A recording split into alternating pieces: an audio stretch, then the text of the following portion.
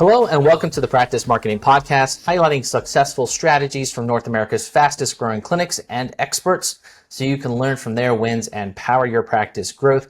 Hi, I'm your host, Neil Triggett, CEO of Practice Promotions, and today's focus, we're going to talk about stop trading your time for money with Greg Todd, physical therapist here. And Greg is a successful physical therapist, serial entrepreneur, and coach. After 5 years of working on the WTA tour with pro tennis players, he got burnout from that. And when his boss told him, no, he can't take time off, he was forced into entrepreneurship and took that leap. And since then, he's launched 3 businesses and he succeeded with his own physical therapy practice. And 1 practice turned into 3, which combined have generated over $30 million in revenue to date.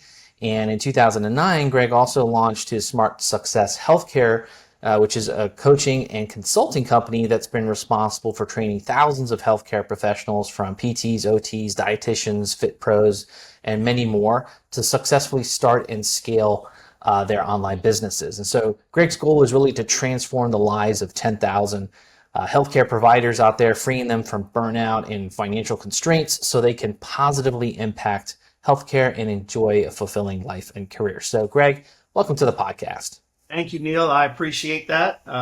Sounds like a lot. You've done a lot. And Greg and I were just chatting here. We have a lot in common. We're both Florida International University alumni. Before that, we also lived in very similar areas in Southeast Florida. And he lives in Clearwater now. Definitely visited Clearwater a lot. So it's great to connect with Greg here. And I know he's going to share a lot with us here today and help us understand some of the constraints that we get in PT and entrepreneurship and practice ownership and what he's seen to be successful with others. So Greg, how did you go from being that physical therapist to an entrepreneur? Yeah, I think I am probably like a lot of entrepreneurs today versus what it was 20, 25 years ago. I feel like here, I'll tell you my brother. My older brother is one of those guys that's just always had that entrepreneurial bug. He always would sell stuff. Like my parents didn't have a ton of money. So when he wanted something, he's like, I'm going to get it. I'm going to trade this for that. I'm going to do this. I'll wash this person's car, do whatever I need to do to get what I want. He's always had that entrepreneurial bug. I was always a guy that would just work for my older brother. I've always been the employee. And so I feel like entrepreneurs back in the day, maybe 20, 25 years ago, they just had that thing in them, that drive to be able to solve problems for people. And they've always been the entrepreneur. They just never knew how to express it and never knew how to do it. I'm not that guy. Okay, I'm not that guy. I'm more of the guy that I wanted to be an employee. I wanted to work for somebody else. I didn't want the stress, the financial stress, and the heartache and all that other stuff. I saw what my father went through. I saw the ups and downs of us coming from Jamaica, coming over here to this country, him being able to be the first person in our family lineage to make over $100,000 a year. And he did that, Neil, in 1987. Okay. I've also seen a year and a half later, him nearly have to file for bankruptcy and the strain it put on my parents' marriage and all the other stuff. I did not want to do this. I became an entrepreneur because my boss wouldn't give me time. That's it. I was working with WTA and ATP players. I was working about 50 to 60 hours a week at a clinic called Core Rehabilitation. And so I was splitting my time between the two, and all the money was going to Cora, right? So basically, I was running a full-time clinic that was a startup. I was taking care of a satellite clinic at a place called Saddlebrook. That's where I saw the professional tennis players. I would go with them sometimes on tour, but I would use my vacation time. So like I was just busting my butt, and it was putting a huge strain on my marriage. And it made me start to think. I'm like, wait a minute. I thought if I worked for someone, that's how what happened with my parents wouldn't happen to me. But I'm here working for someone, doing the traditional employee route, and my marriage is in shambles because my wife said, you're physically here sometimes, but you're mentally never here. You're only thinking of these people. You're only thinking of patients. You're only doing this, and you're working. So I feel like that's why I got into entrepreneurship. It was truly to save my marriage. You know, my boss wouldn't give me off time. I asked, just to even clarify the story even more, I asked my boss for 1 day off a week. I said, listen, I will work 4 12-hour shifts. I'll work Monday, Tuesday, Thursday, Friday.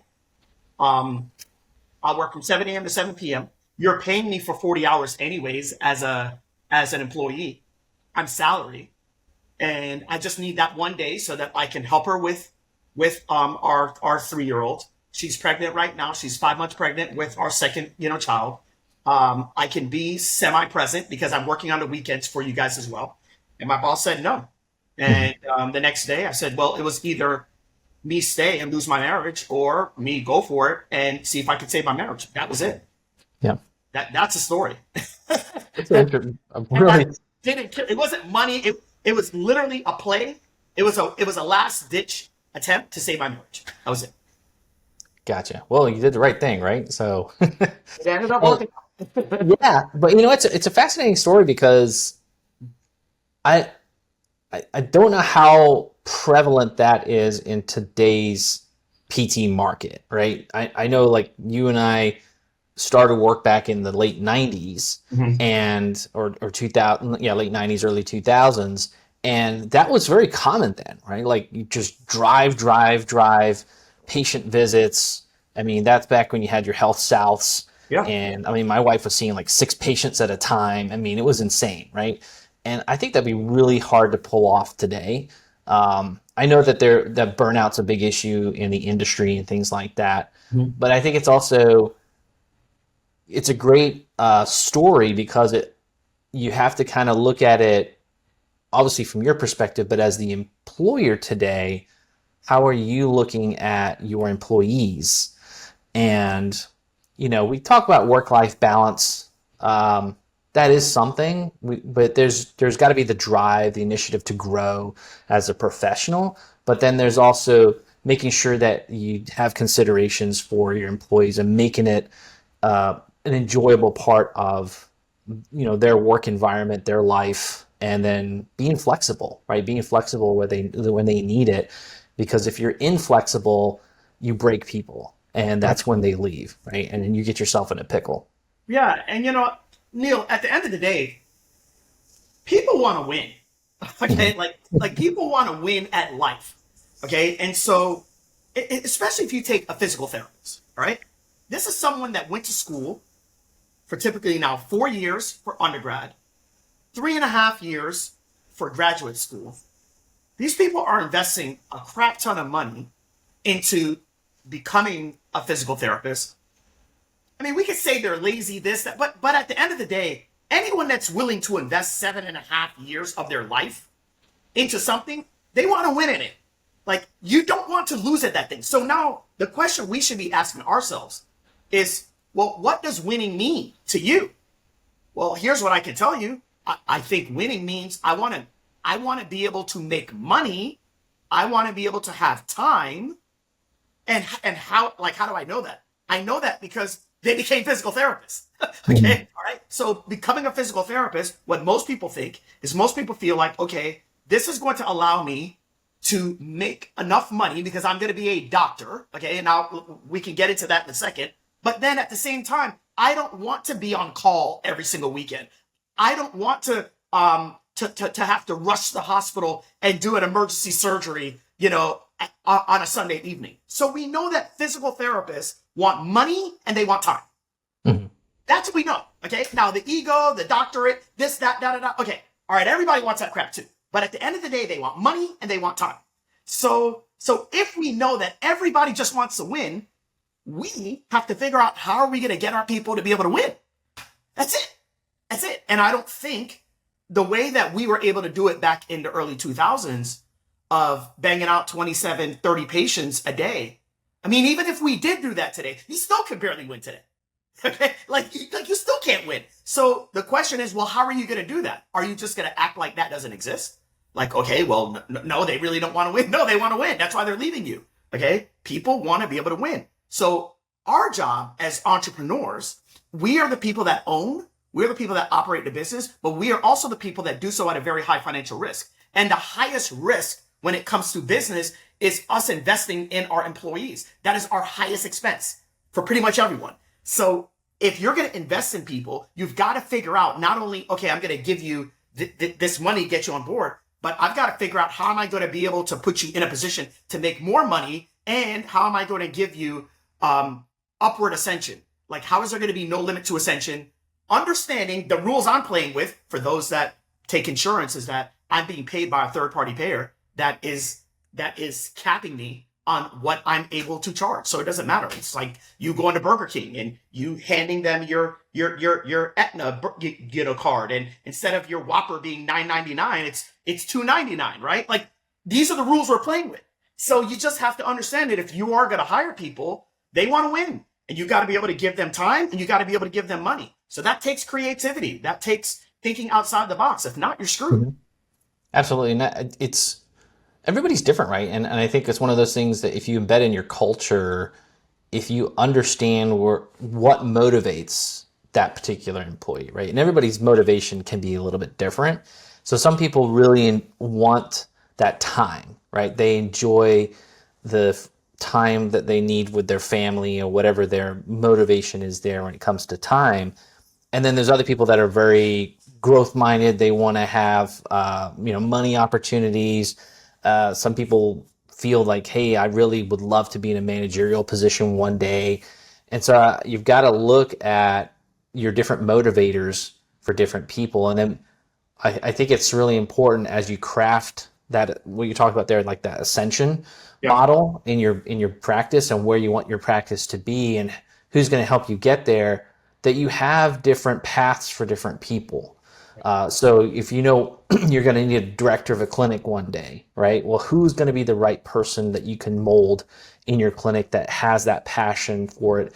And I think a mistake that I've learned along the way is that you think that someone's exceptional at their one job, that they're going to be an exceptional manager. And that's not true, right? That's a different skill set. And I've made that mistake plenty of times where I've promoted people who were really good at their job, but they weren't the best leadership in that skill set to get other people to get the work done. At the end of the day, I think that that everybody sometimes fits into a different mold, right? But I can tell you, as a practice owner, people will fit into at least 2 of the 4 I'm about to tell you right now. This is something that I learned from one of my my mentors, Myron Golden, and he talks about the 4 levels of value. And I think he might have initially heard this from the guy's name is I'm drawing a blank on it right now. But he taught me that the way we get compensated in the marketplace is not based off of just our skill set. It's a level of value we are operating at, right? So me and you went to FIU.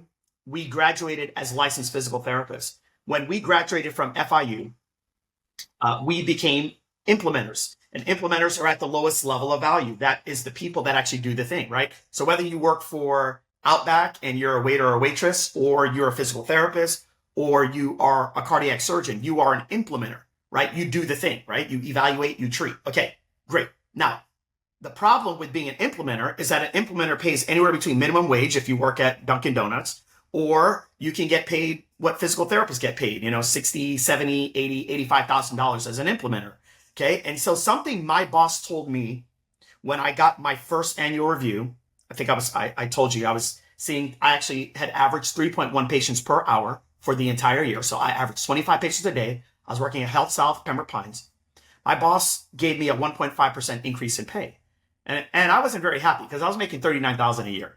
So I'm like, look, I told my newlywed that in 10 years, we're going to be able to get a house.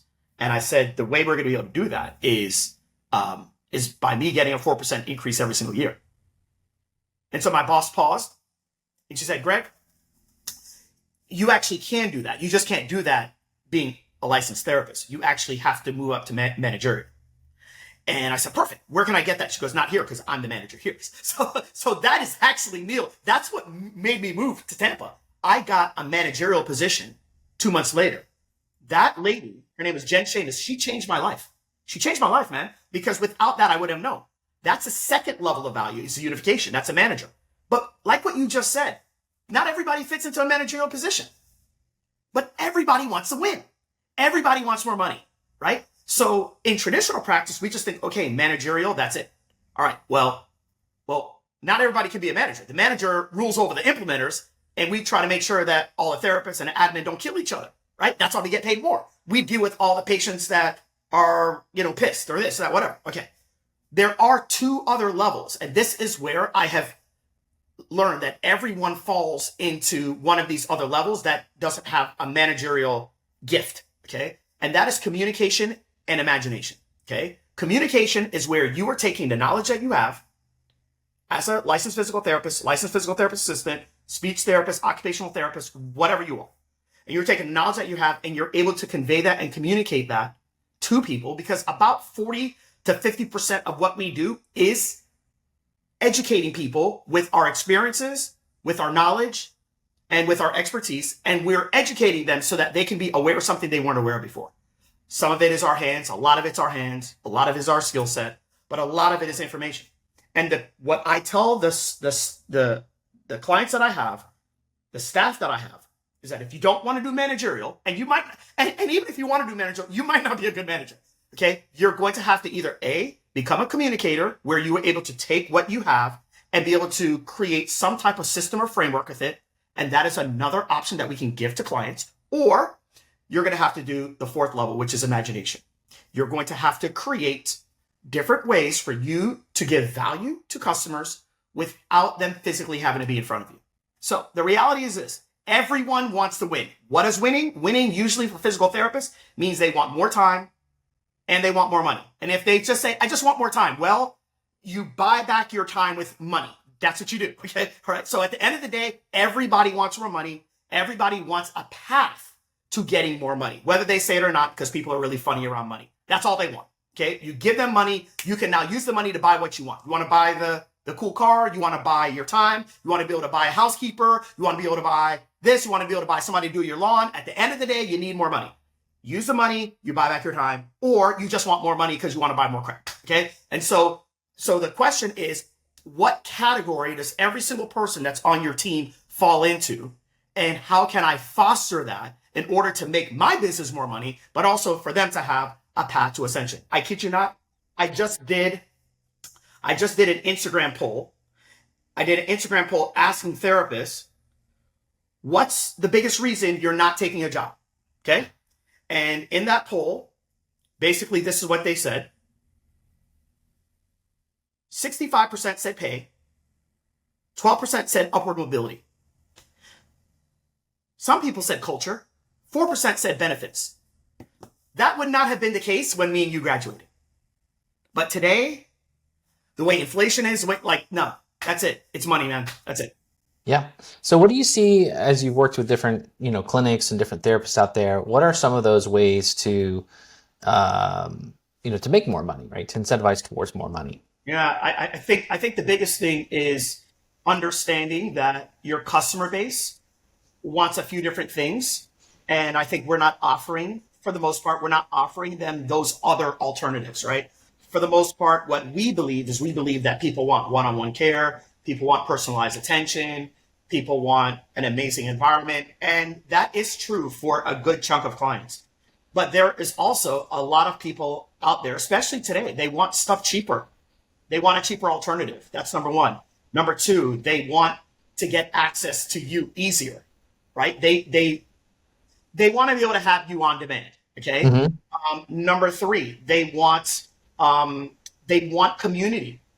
Okay. At the end of the day, as much as we have access to these things and Instagram and Facebook and this, that, people are more disconnected than ever before. Like the ability for humans to be able to connect on a human to human level is as low as it's ever been, even though we have all these connecting devices and connecting, features. So people are looking for community as well. And so these are some of the ways that we have to ask ourselves, okay, well, how do I give that to my customers? So if people can only come in and see you if they pay $250 for an initial consult, and they can only continue to see you if they pay $185, or if they do have insurance and their copays today are $50, $70, $75, like you've outpriced like 50% of people today. Okay. So is there something that you can do that can still give them some type of win, whether it is awareness, you're giving them education, you're giving them some type of accountability through text messaging, through, community groups on different platforms. You're giving them a level of community. You're like, or you're even giving them just a different experience. My wife right now is going through some health stuff. And she said the last 3 doctors that she's called, they all have memberships. You can't even see them without a membership. And like, she's like, Greg, you've had this for 10 years. I'm like, yeah, I know. They're just slow. And physical therapists are slower.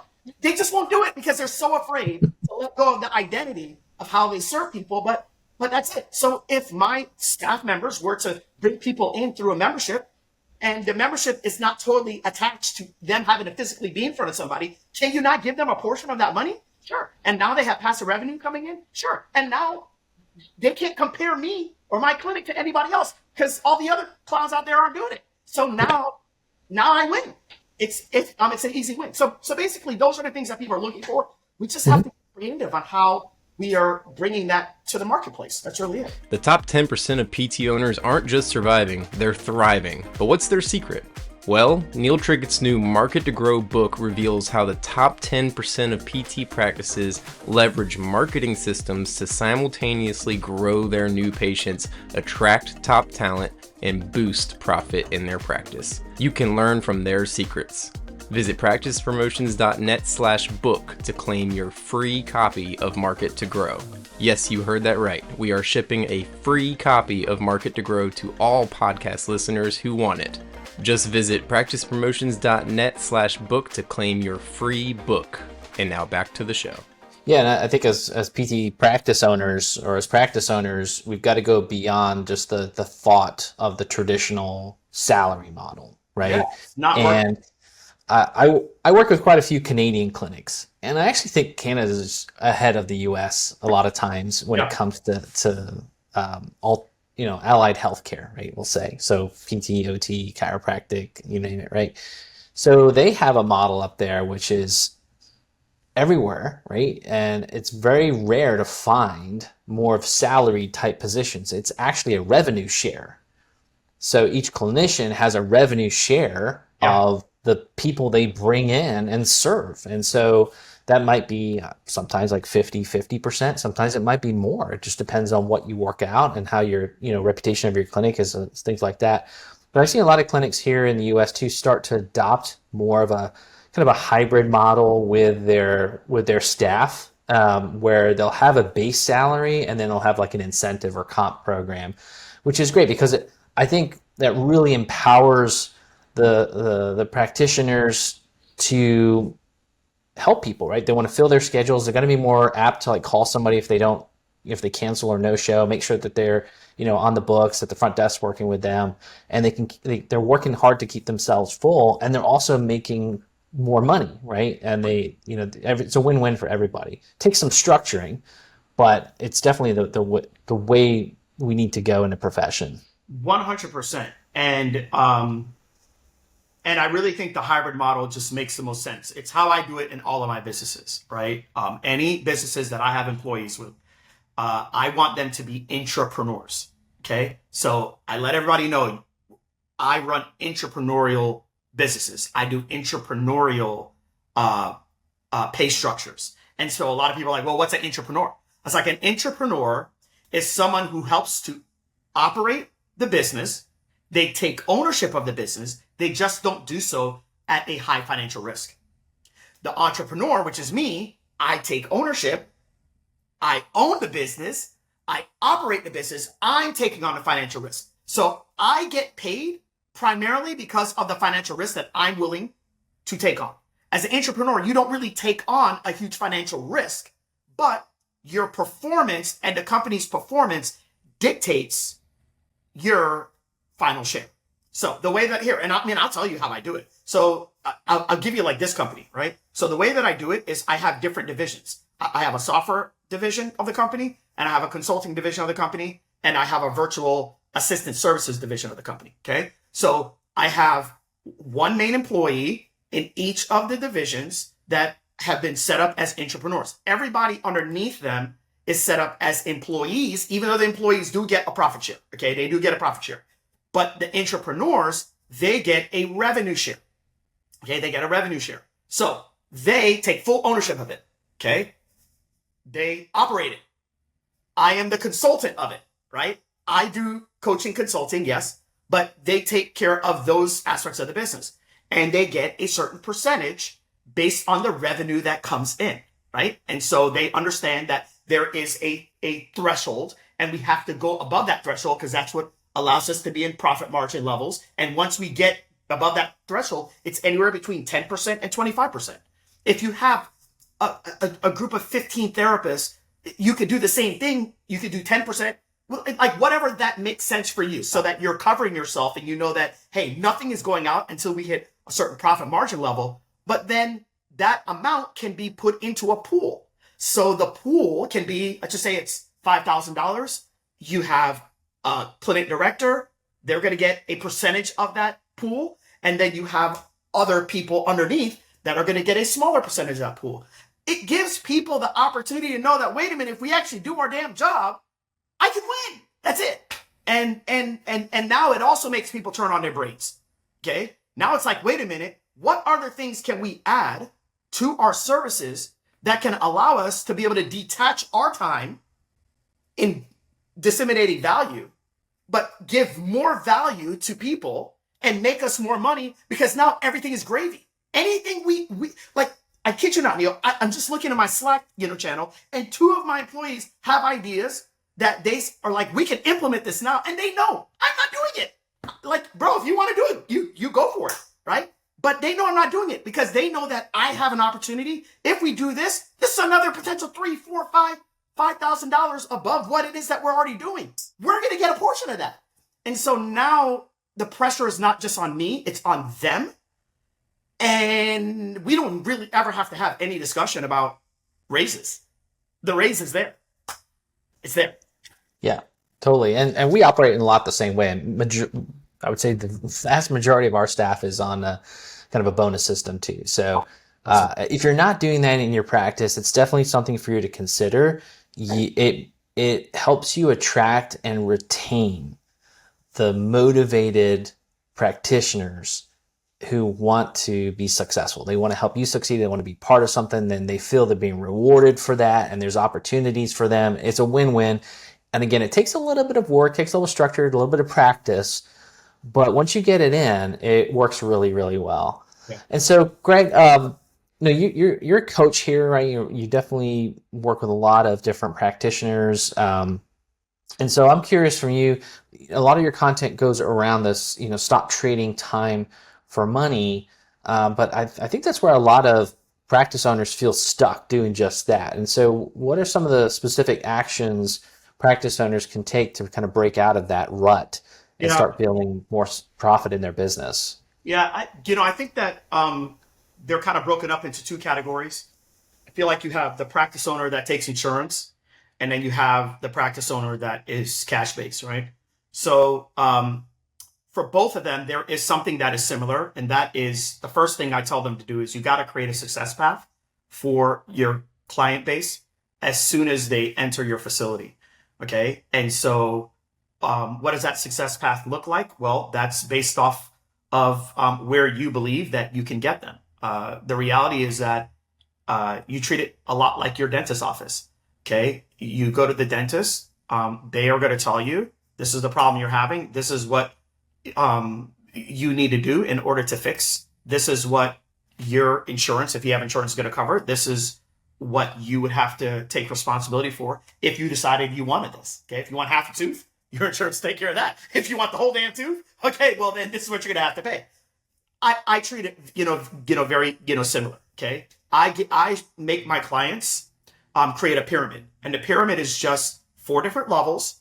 And on the initial consultation, after you do your subjective, your objective, you present the pyramid to them and you help them identify where they believe they're at on the pyramid. The bottom level, which is I'm injured, I can't do anything, I'm on crutches, I can't even work, etc. all the way to the top level, which is where people are basically at their best health and wellness level that they've been at in many years, right? And so I just explain what the success path looks like. And then I tell people, have your clients identify where they believe they're at and where do they want to go. Okay. So now there's no selling. Now it's just a matter of, well, now since you want this is what it's going to take in order for you to get there. Okay. So now if we're doing that for both cash and for insurance, let's talk about how you deploy that out. Insurance. Somebody says, hey, this is where I'm at. I'm at the bottom. This is where I want to go to. I want to go to the top. Your responsibility is to be a physical therapist, not an insurance therapist. Okay. So your responsibility is to tell them this is what it's going to take. Now, if you can't do that, then you got to go back to being an actual physical therapist. Okay. Because that's the only thing that makes you any different from anybody else is your ability to be able to predict and for you to be able to say, hey, listen, this is what I believe is going to happen over this course of period of time. Just like a surgeon is going to say, hey, listen, I think after we do this is what's going to happen. There's obviously possibilities that this might happen. We might da-da-da-da-da. But for the most part, this is what I believe is going to happen. Okay. That's what you got to do. And if you're able to do that, then people understand, okay, this is what it's going to take. Now, here's what you have. You got Aetna. Okay. And Aetna's going to cover 3 of these, sessions. Okay. But this is going to take 18. Or this is going to take 25 or whatever it is, right? 4, whatever it is for you. Okay. And then you got to let them know from there, like this is the investment that you would have to put in if you want to do the best practices. Okay. You do not have to do best practices, but this is what it's going to be. All right. That's the first thing, Neil. Now, the second part, and this is how, because my clinics were insurance. Okay. So how I was able to really ramp up way beyond what insurance is giving me. At my peaks, Neil, I was probably doing maybe about 18 to 22% profit margin. I'm talking at my peak. I mean, just ramming them in. Okay. All right. But where I was able to crush it was because I told people this, which I think most therapists do not do. I said, listen, what it takes to get to the top is a lot of work, but there is work to stay at the top. I don't believe in discharge. I don't believe in it. Now, I know people will turn off the podcast right now and say, I can't listen to this guy. I don't believe in discharge. I don't believe in it either. I don't believe in discharge. Like, if you have attained any level of fitness, you know that if you stop doing the thing in some capacity of what it is that you did to get there, you will not stay there. You will go down.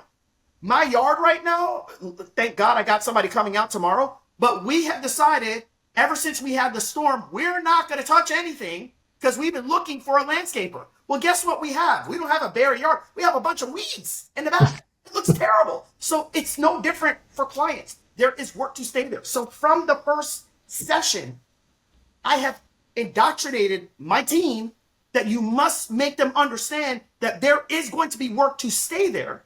And we have membership-based opportunities. We don't have to deal with it right now, but we want them to know that that is going to be there. Now, if you're bringing in 10 new clients a month, 20 new clients a month, the goal is that 30 to 50% of those clients should be going into a membership. That is recurring revenue. That is recurring revenue that for the most part is detached from your time. And that's build that passive. And I was able to build that to up to $15,000 additional per month. And that's exactly where we need to go, right? And I'm seeing it happen with some clinics. There's a lot of clinics that just aren't there yet, but you've been doing this for a while, so you're obviously ahead of the curve. Yeah. And it just, we got to think of it that way. And I love what you said, that you want to be an insurance therapist or a physical therapist, right? Because we've got into this position where we feel we have to do what the insurance tells us. And we all know how it gets. Like, I remember, gosh, man, this is even back in 2008, 2009, you had United Healthcare, and then is it Optimum, right? Optimum? Yeah, Optimum, right? So Optimum would be the middle guy, right? Telling you, hey, here's an ACL. Oh, by the way, you get 3 visits. I'm like, what? Right? So we got to be like, no, patient, this is exactly what you need to get better, right? And we're going to help you get there, and you're going to have the best possible outcome, and we're going to help you with your future, and then we're going to continue to help you maintain that level and do better. And if your goal is to be, continue to do, be a very active adult and do these kind of things, we'll check in with you. You can come back in for care.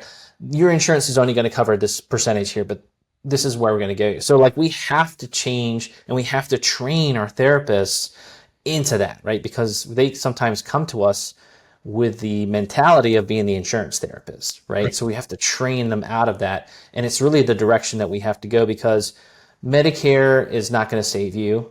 The commercial insurances are not going to save you, right? We have to pave our own way, and this is definitely the future of where we're going. So it's really cool to hear how you've incorporated that and kind of pioneered a lot of that into your practice. The other thing, Neil, that's really important is you have to do that from the first visit. You have to paint the picture of what their optimal outcome will look like. Okay.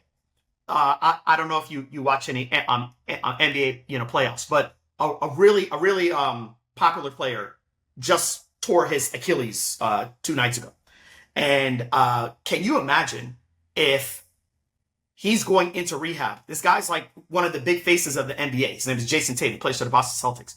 Can you imagine if he goes to a therapist and the therapist's like, okay, well, let's just start doing these things now. We'll kind of see how things go next time.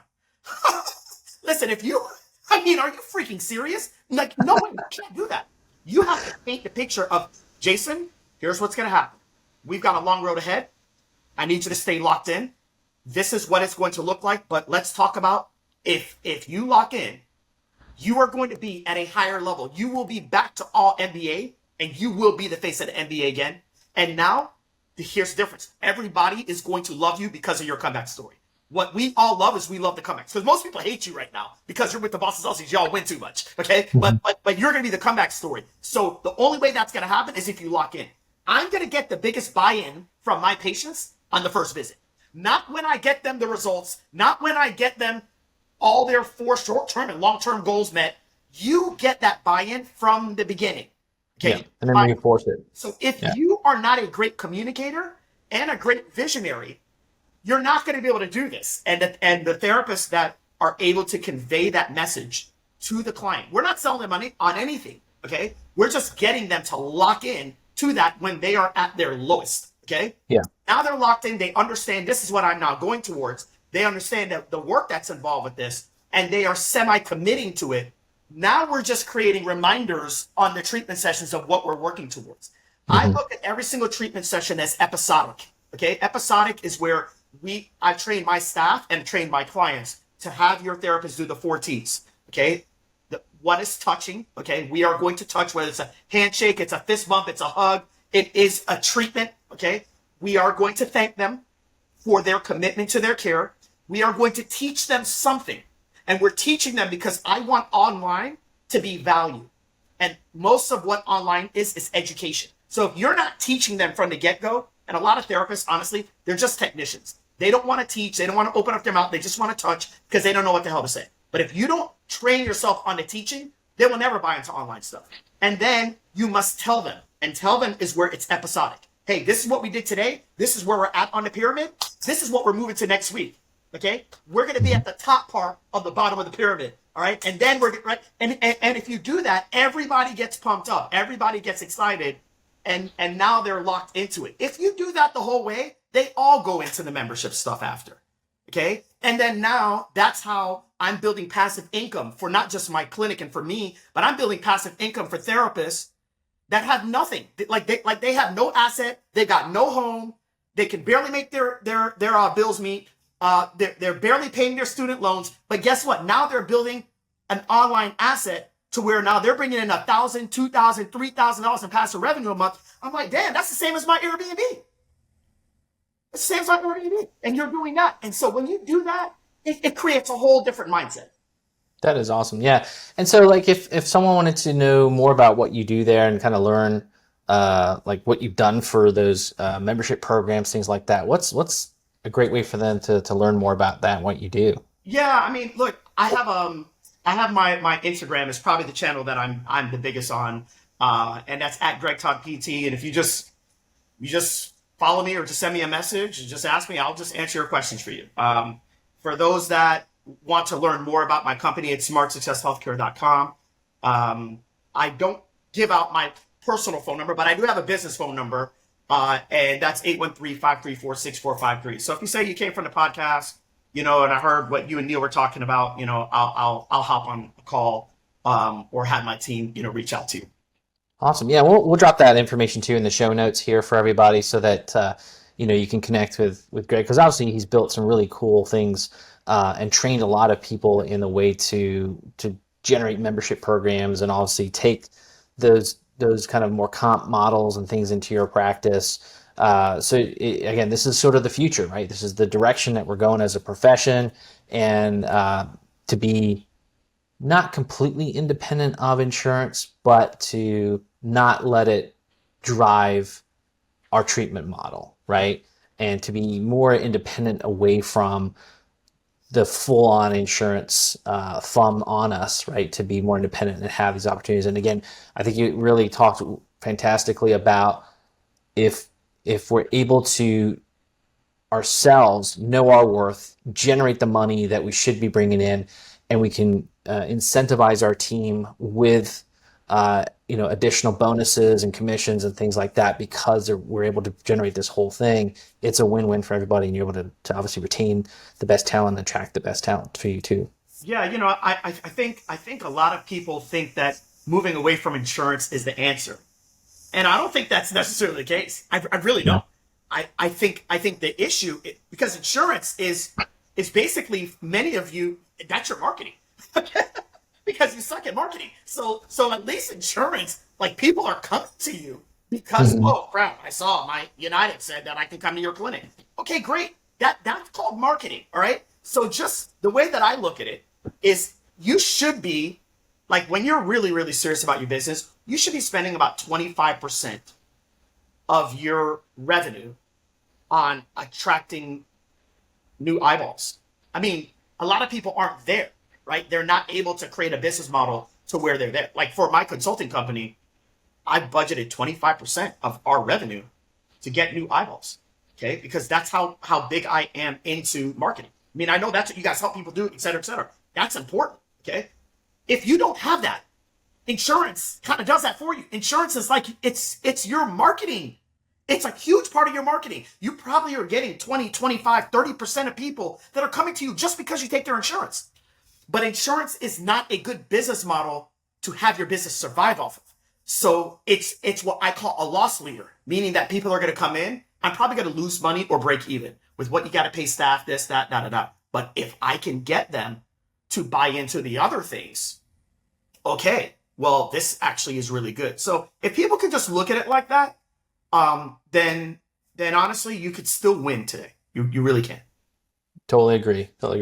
Greg, you've given us a lot of cool insight here, and obviously you've done a lot here into the community and helping PTs and OTs and all kinds of practitioners there to be successful. So thank you so much for being on the podcast here. I know we could go on forever and talk all kinds of great stuff, but we've got some great takeaways from today's conversation. And again, we'll get those ways to get in touch with Greg and his team in the show notes here. So thanks for being on the podcast, Greg. Much appreciated. I appreciate it. And I'm very thankful for what you're doing for the profession as well. Thank you. Awesome. Thank you. Yeah. And so to all listeners out there, thank you so much for listening to the Practice Marketing Podcast here. Don't forget to subscribe to the podcast and also to our YouTube channel, Physical Therapy Marketing with Practice Promotions. And also at practicepromotions.net, we got tons of great advice for your Market to Grow book, all kinds of great strategies for you to accelerate and grow your practice. So this is Neil Trickett from the Practice Marketing Podcast, wishing you much success in your practice.